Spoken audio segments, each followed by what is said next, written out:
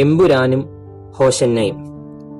2018 ഇറങ്ങിയ പൃഥ്വിരാജ് സുകുമാരൻ സംവിധാനം ചെയ്ത ലൂസിഫർ എന്ന സിനിമയുടെ 2ാം ഭാഗമായി എമ്പുരാൻ മാർച്ച് 27 റിലീസായല്ലോ. സിനിമ ഇറങ്ങിയപ്പോൾ ആർപ്പ് വിളിച്ചവർ പലരും അത് വിവാദമായി മാറിയപ്പോൾ മാറ്റിപ്പറയുന്ന സാഹചര്യങ്ങൾ നാം ദർശിച്ചു.